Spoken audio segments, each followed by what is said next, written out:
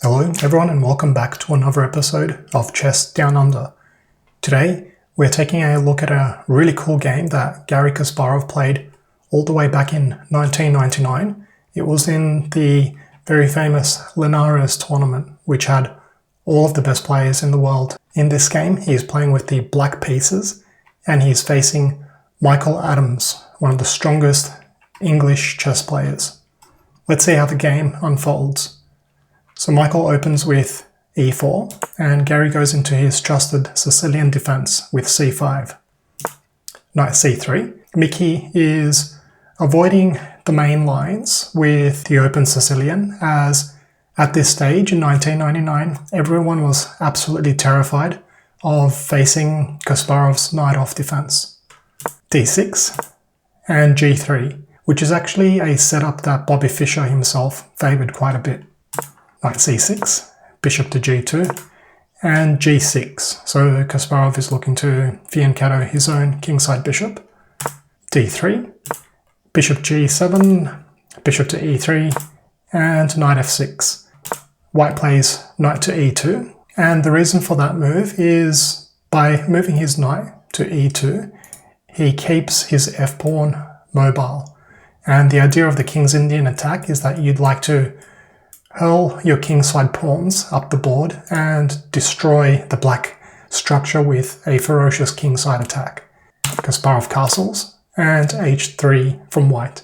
The expansion with g4 is very common in the King's Indian attack, as that square is often occupied by the white knight. Garry plays e5, and his idea with this move is he'd like to get some stability in the center of the board.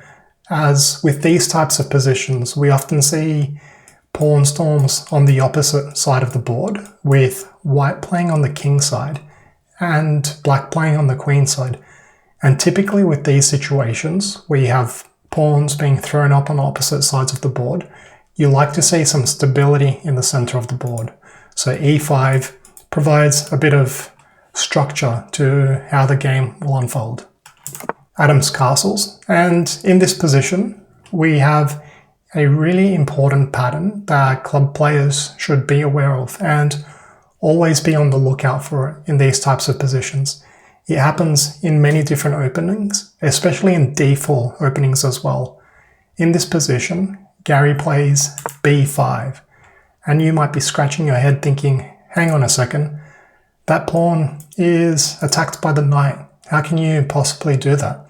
Adams takes the pawn, and Garry's idea is that he now slides the rook across to the b file.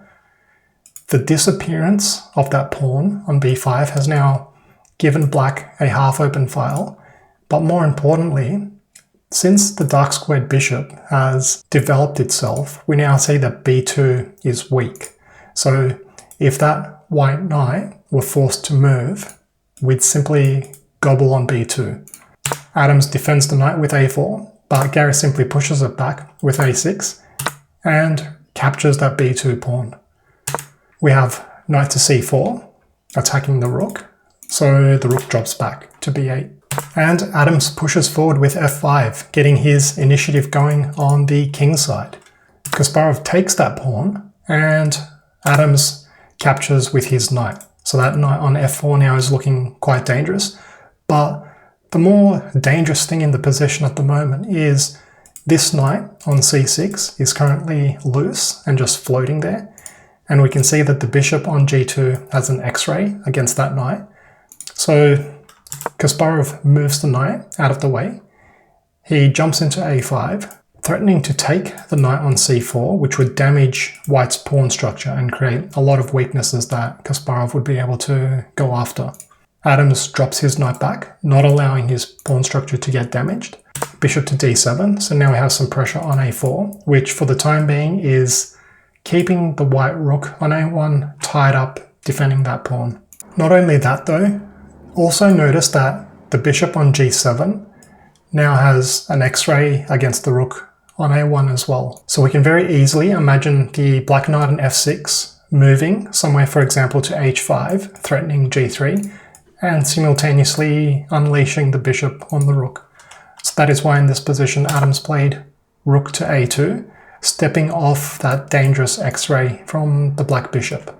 Bishop to c6 and knight to f3. White is bringing his pieces across to the king side as he prepares to unleash his attack there.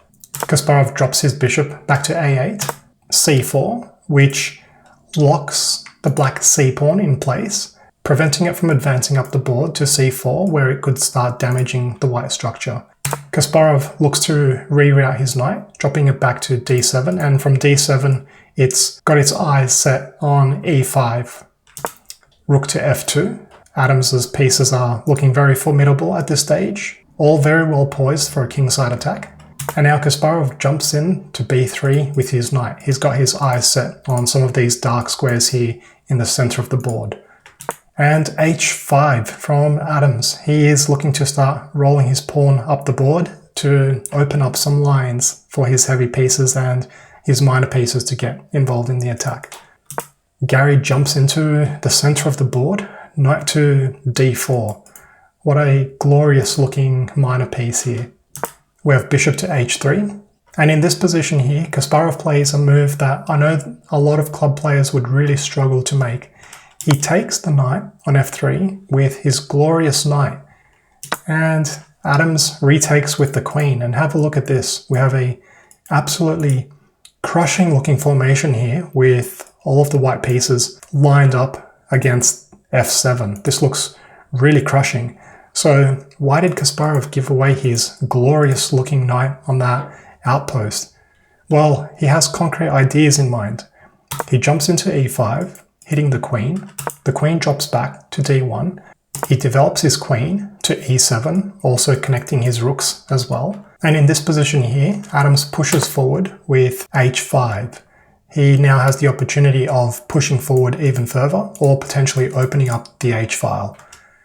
Kasparov lifts his rook to b4, potentially looking to double up.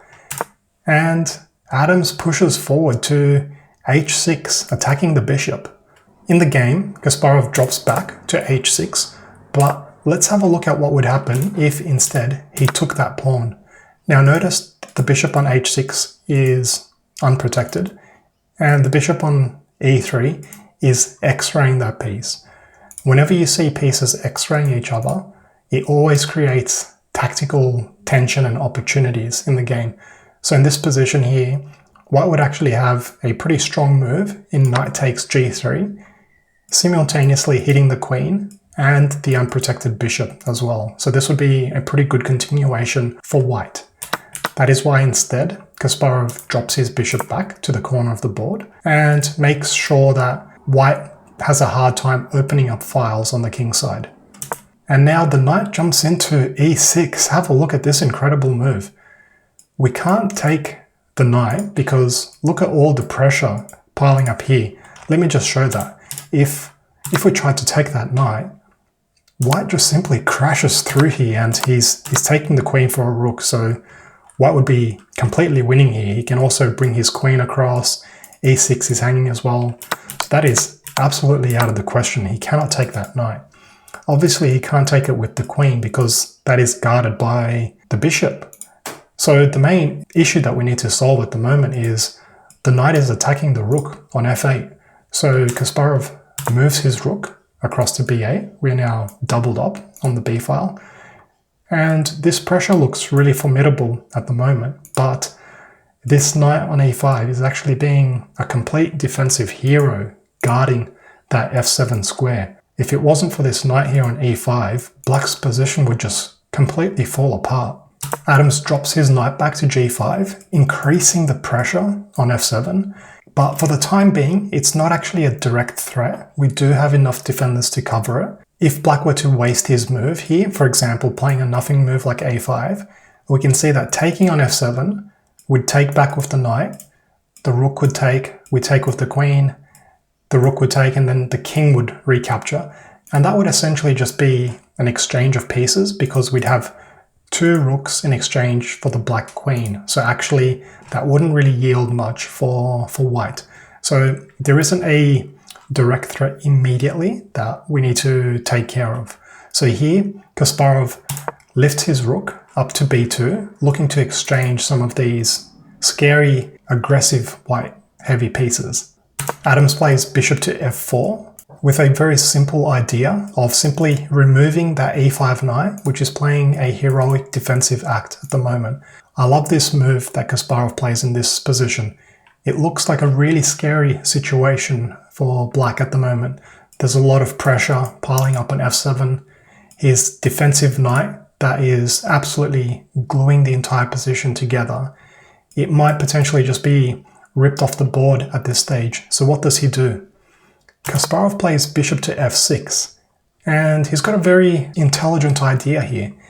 If white were to exchange Kasparov's heroic defensive knight, well then we take your heroic aggressive knight, and things kind of balance themselves out at that stage, because if that knight on g5 were to be eliminated, the pressure that white has along the f-file can't really be converted and taken advantage of. So yes, you can take our glorious defensive knight, but then we'd kind of neutralize your attack by taking on g5, and then we'd be able to easily pick up that pawn on h6 as well. So a very intelligent move here by Kasparov. So here, Adams drops his knight back to f3 with pressure on Kasparov's knight on e5. And I think this position here offers a really interesting calculation exercise for club players. Let's have a think and go through an exercise. Is, in this stage, white threatening to take that knight on e5 and crash through to f7? Let's have a think about it. Let's say in this position, black were to completely waste a move, such as playing a5. Can white simply just crash through and absolutely steamroll black on the king side? Let's have a think. Knight takes e5, we retake with the bishop, bishop takes, and pawn takes. Now, all of these minor pieces here have been liquidated off, and you can see that we have pressure down the f-file. In that situation, let's imagine that all four of these have been removed off the board, and instead we have a black pawn on e5. In that position, if white crashes through, we retake with the queen, he takes our queen, and then the king recaptures. So in that position, our king is here, all of these pieces have been removed, and there's a pawn on e5. In that position, is there anything really dangerous for white? And it turns out that actually there is, and it's not the most obvious thing. It's one of those quiet, absolutely crushing killer moves that you need to be aware of when you're calculating. In that sequence, white actually has an incredibly crushing shot of moving his queen to g4. And it turns out that there aren't that many good ways for black in that situation to prevent the white queen from advancing and starting to harass the black king. So let's just play that out. If knight takes, bishop takes, pawn takes, rook takes, queen takes, rook takes, king takes. And now, if we look at it from a material perspective, you might actually think that black is potentially winning here because we've got a threat here of picking up the queen. The king looks incredibly unsafe at the moment. So you might actually calculate this line and think that black is borderline winning here, but he isn't actually. Black is in a lot of trouble. So I really love this game for the educational and instructive exercise here from a calculation perspective. The engine gives both queen to f3 and queen to g4 as both completely crushing.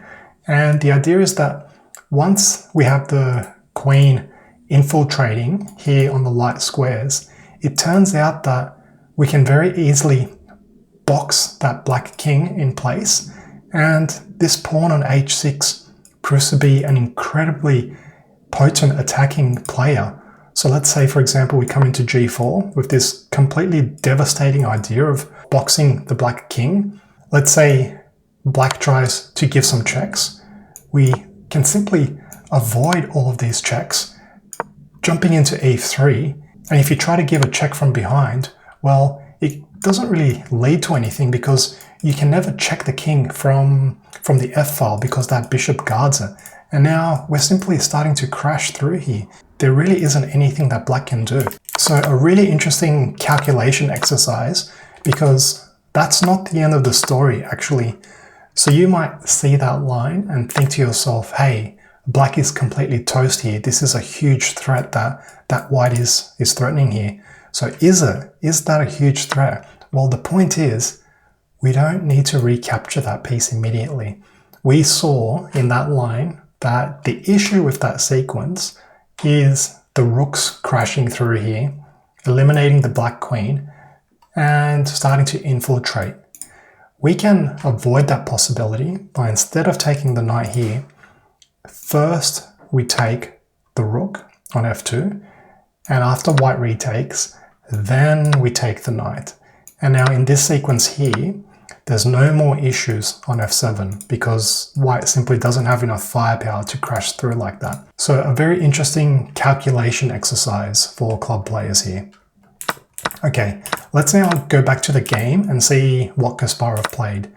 After Adams drops his knight back to f3, Kasparov knew that Adams taking on e5 is not really a threat because he can always throw in rook takes f2 and that would neutralize the attack. So instead he plays bishop to c6 with pressure on a4. Adams takes on e5, Kasparov simply recaptures. And once again, if Adams takes our bishop, we retake on f2 first. So Adams sees that as well. He knows that taking on e5 there would not have led to anything.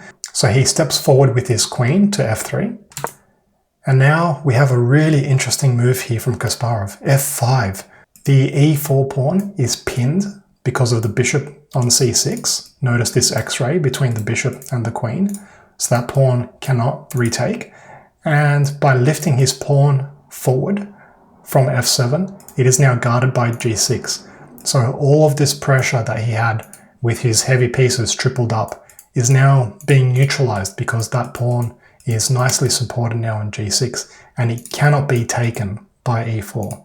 Adams takes the bishop on e5 and Kasparov retakes. Now once again, that pawn is still pinned, so this is not a threat. So since this pawn is pinned, Adams now plays g4. Okay, if I can't take it with this pawn, well how about I take it with this pawn? It looks completely devastating here. So Kasparov sees that white's construction of the heavy pieces here is starting to pose a real threat. So he eliminates the rook on b2, he gives a check, Adams interposes the check with the bishop, and then he slots back to b2 with his rook. So a very important defensive technique that we have seen from Kasparov. If we just go back here, we can see that this construction here from white is incredibly powerful. So we simply remove that. Through this sequence, Kasparov has essentially just eliminated the trump card that white had in his position, which was the construction that he had along the f-file. Adams takes the rook and Kasparov recaptures. Adams takes on f5, looking to completely destroy black's kingside. Kasparov gives a check and Adams hides his king in the corner of the board. And now this was a very cool moment. I was really surprised to see this move in the game as it was kind of counterintuitive to me. This looks really scary here. The idea of black losing his shelter in front of his king looks absolutely terrifying, but Kasparov calculates that it's simply not that dangerous. He very calmly takes the pawn on a4, giving himself a passed pawn, which could prove to be very dangerous in the endgame, especially if we can imagine potentially the queen's coming off the board now. That pawn would be absolutely crushing. So, has Kasparov calculated accurately? This looks terrifying to me, but can white generate anything? He tries taking on g6 and Kasparov retakes. This looks really terrifying, but does white have anything here? He pushes forward with e5, a really interesting move here. He's looking to get access to this diagonal here with his queen. If his queen can come into b2, this would be pretty dangerous actually. So a very creative pawn sacrifice here from Adams to open up the diagonal for his queen to get involved. Kasparov takes the pawn, and Adams slots in to b7 with his queen. Notice though that the queen is currently guarding g7, which is very important, otherwise that would be a checkmate threat. Kasparov plays bishop to f8. He's protecting g6, but he is also preventing any back rank checks at the moment. Bishop to g2. Kasparov gives a check on h4 to pick up that pawn. And now with that pawn on h6 gone, the white attack against the black king is no longer a thing anymore. We are no longer thinking about how can we checkmate the black king, because that pawn on h6 was really the only checkmating idea that white had. So now the game is all about, can white hang on and save this endgame? Or will this pawn on a6 prove to be decisive? What does Adams do here? He comes into e7, a really cool looking move, very dangerous. He's threatening the bishop. He is also threatening the pawn on d6 as well. Multiple threats happening here at the same time. Black is also looking to come into d4 with check as well, which could be very dangerous. So a lot of things happening here. When I first played through this game, my initial reaction was to drop the queen back to f8 to defend both of these threats. But that would simply drop the d6 pawn, because have a look at this. If the queen drops back, we give the check. Obviously we can't move our king because the queen would be lost. We need to intercept. White would exchange, and now he'd simply pick up d6. He's threatening here and he's threatening here as well. So queen to f8 is not an option. So we'll go back and see, what did Garry actually play here? So instead of queen to f8, he gave a check. Adams intercepts the check with the bishop, and he plays bishop to f7, completely forgetting about the pawn on d6. Adams captures it, and he gives a check on e3. The king goes to the corner of the board, and in this position here, Kasparov played a really interesting move. He played pawn to a5. He's just looking to run his passed pawn all the way up the board and have this pawn decide the game. But I found it quite interesting because on the surface of it, it looks like it just gives that pawn away with check. Adams plays queen to d8 check. Kasparov interposes the bishop to block the check. And in the game, Adams plays bishop to g2. But what would happen if he simply picked up that pawn on a5? Isn't that just a loose pawn? What happens? The issue is bishop to c6. And have a look at this. If Adams tries to run away with his king, well, we give this check on f2. And if you interpose with the bishop, it's checkmate. If you run away with the king, we pick up the bishop and with check as well. So you can't run away with the king. And if you try to interpose with your bishop, there's this check here, taking advantage of the bishop being pinned to the king. So taking the queen is an illegal move, and that would actually be a checkmate. So it turns out this pawn here is actually tactically defended. So Adams cannot take that pawn on a5. Adams sees that, and instead he plays bishop to g2 first. So now he's got the c6 square covered, which means that this pawn now is being threatened. Kasparov gives a check. Adams steps to h2 with his king. He gives another check on e5. Adams steps forward, and now Kasparov steps onto g7 with his king, breaking the pin, so now his bishop is free to move. We have bishop to d5, a nice central looking position for the bishop where it could start getting active against the black king. But in this position here, there aren't actually any threats happening. There is no way for that white queen to check the king, as both of those squares are covered by the black queen. So there really isn't anything happening here for white. As menacing and active as his pieces look, there just aren't any concrete ways for him to pose threats to black. So Kasparov sees his opportunity now to simply push his pawn forward. And now we're only 3 squares away from queening. The black queen is guarding the promotion square as well. So now it's starting to get really serious for white. Adams tries dropping his queen back to b6, but Kasparov plays bishop to d7 check. This forces him back to g2. Queen e2 check, forcing the king back to the back rank. And now in this position, I know that a lot of people would have been tempted to simply pick up that pawn, but there is something even stronger here. Kasparov plays a3. Passed pawns are the most menacing things that there are, so he is now only 2 squares away from the promotion. Adams takes on c5, and now he's got 2 connected passes of his own, but Kasparov checks on e1, the king comes up to g2, and he pushes forward to a2. We're now just 1 square away from queening now, and we have the queening square covered. Is there anything that Adams can do in this position? He tries to give a check, but Kasparov simply slides his king across to h7, and in this position here, there are no more checks, and Adams resigns, as there is no way to prevent the pawn from queening. So what an absolutely incredible game here by Kasparov, all the way back in 1999 in Linares, when Kasparov was really at the peak of his powers, and showing us just a really awesome combative way of how to dismantle the King's Indian attack. Okay, I hope everyone enjoyed that game.